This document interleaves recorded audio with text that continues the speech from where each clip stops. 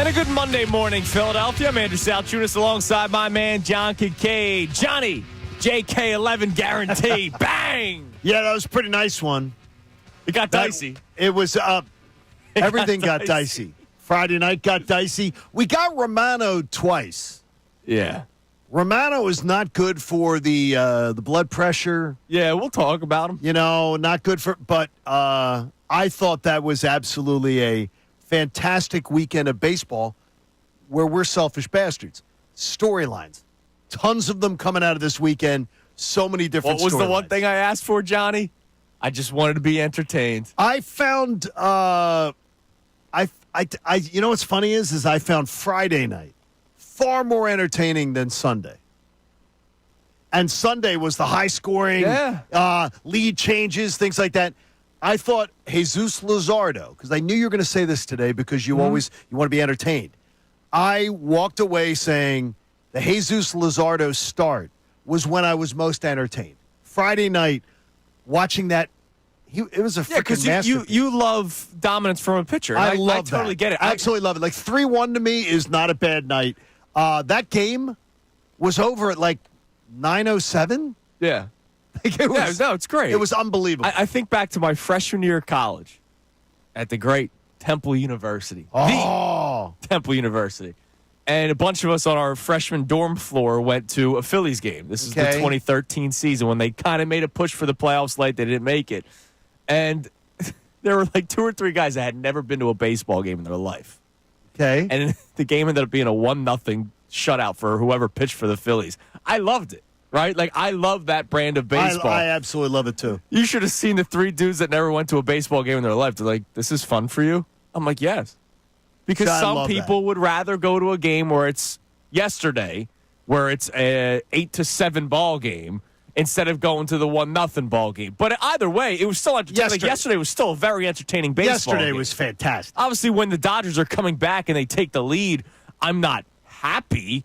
But ultimately, throughout the course of 9 innings, I was once again entertained. That's all I wanted for an April 4th, 5th, and 6th series in the 2025 season, where I have very high expectations for the Phillies. And, of course, we all know what the Dodgers are expected to do. So let's revisit Friday's conversation a little bit here.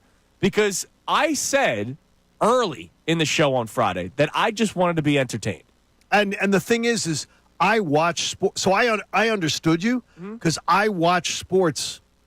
Like, if I'm not entertained by sports, I don't watch it. Right. Like, if I don't like it, if it's not entertaining to me, it's a waste of my time. What's the point of watching? So I want to be entertained. So I got that point of view. I just had a different point of view. And your point of view was this series, if they win and look good, could impact how you feel in a positive way come October, or if they looked horrible and the Dodgers completely just beat the crap out of them like they're going to do to a lot of teams this year, you would feel less confident come October. So you got the more positive ending. I got 2 takeaways. One, that I saw 2 pitchers, and even Nola.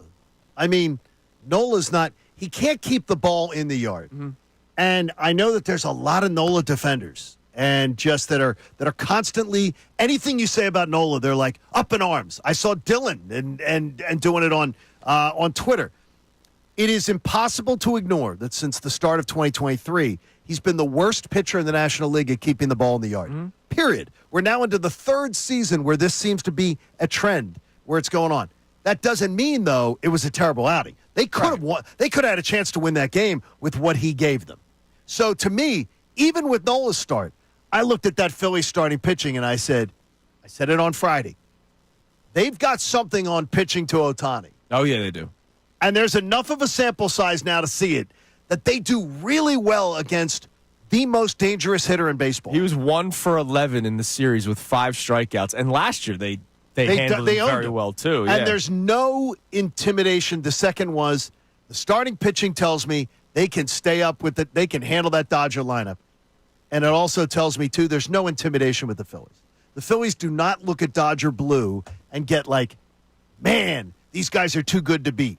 And it all started, and we'll talk about it later, with Bryce Harper. And you know what? I don't think the Phillies ever had that. I don't think they were intimidated by the Diamondbacks. I don't think they were intimidated by the Mets. It's just their approaches in the playoffs are horrible, and they have a lineup where it's very boom or bust. And they don't obviously yesterday you got the boom, and that's what helped you win the baseball game. But yeah, I mean, to your point, I don't think they ever have that. Whether it's been the Braves, we've seen them go into Atlanta to start a series and win. The Astros, they played them well that series. Yeah, the 2022 World Series. Remember, they fell behind in that game. What was it? The first game of that series. Was it 4-0? Something like that. They may have fallen behind 4-0 in the first game of the World Series at Houston. Yeah. Cinderella, time to go home. Right. And the Phillies battled their asses off till JT Realmuto got the hit to win the game in extra innings. In extra innings. And to me, I look at that as this Phillies team has that swagger. Right. And absolutely. I like it. So I come in today feeling better about the Phillies team than I did on Friday.